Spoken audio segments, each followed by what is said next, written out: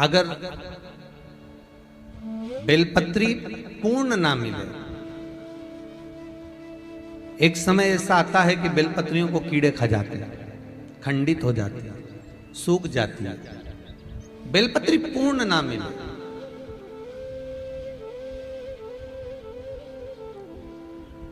तो क्या हम खंडित बेलपत्री भी शंकर को समर्पित कर सकते हैं? देखिए प्रश्न कितना सुंदर है। उसका प्रश्न केवल एक व्यक्ति के लिए ये प्रश्न नहीं होता, ये प्रश्न जो करे जाते हैं ये जग कल्याण के लिए, सभी के लिए।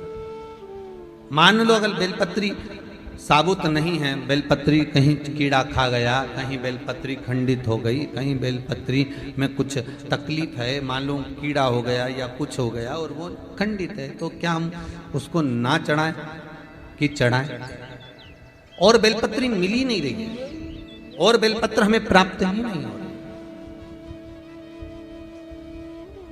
ऐसी दशा में हम क्या कर सकते हैं?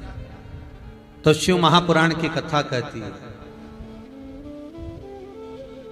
यह भी जरूरी नहीं है कि आप बेलपत्र समर्पित करें। कितना सुंदर कहा है शिव महापुराण की कथा में कि हम ये भी नहीं कह रहे कि बेलपत्र आप समर्पित करें। अगर बेलपत्र खंडित है, टूटी पड़ी है और आपके पास में नहीं है तो शिव जी की चढ़ी हुई बेलपत्र को धोकर शंकर पर चढ़ा दें। उसने दूसरा प्रश्न लिखा, मान लो मंदिर में भी बेलपत्र नहीं हो तो? बहुत अच्छे प्रश्न है ये।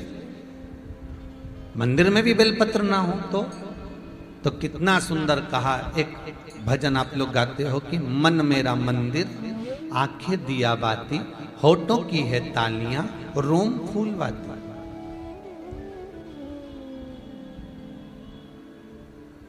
शिव महापुराण की कथा कहती है मान लो अगर ऐसे समय पर बेलपत्र नहीं है तो महाराज भगवान शंकर के शिवलिंग का दर्शन कर कर अपनी ये 3 उंगलियां शिव जी के शिवलिंग को समर्पित करो। कितनी उंगलियां? जम के बोलिए।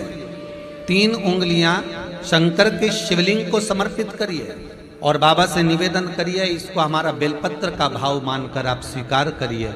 ओम नमः शिवाय, श्री शिवाय नमस्तुभ्यम या मृत्युंजय का जाप करते हुए, गौरी शंकर का स्मरण करते हुए हाथ का स्पर्श कर कर बाबा को नमन करो, प्रणाम करो। बाबा उस बेलपत्र को भी स्वीकार कर लेता है। बाबा उस बेलपत्र, यहाँ तो कितना शिव महापुराण के अंतर्गत एक लिंग पुराण है। लिंग पुराण के अंतर्गत वर्णन आता है कि आप अगर आपके पास में शिवलिंग भी नहीं है, आप किसी नदी में स्नान कर रहे हो तो अपने अंगुष्ठ को आगे कर कर आप उस पर भी जल चढ़ा सकते हो। भगवान शंकर उसको भी स्वीकार कर।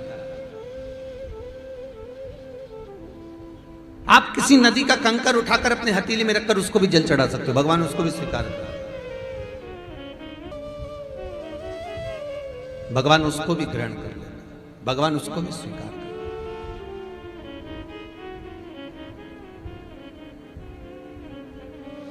जैसे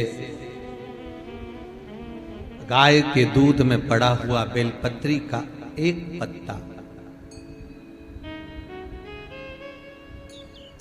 चांदी के पात्र में दूध हो गाय का, उसमें एक बेलपत्री का पत्ता पड़ा हो और शिवरात्रि के दिन या तो दोपहर के 12 बजे या रात्रि के 12 बजे हाथ में लेकर अपने घर के चारों तरफ घुमाकर उसको ले जाकर अपनी कामना कर कर समर्पित कर देने से, उस दूध को, उस बेलपत्र को चढ़ा देने से जैसे लिंग पुराण कहती है कि मनोकामना पूर्ण हो जाती है, उसी तरह हाथ के स्पर्श मात्र से उस शिवलिंग पर बेलपत्र का भाव समर्पित हो जाता है।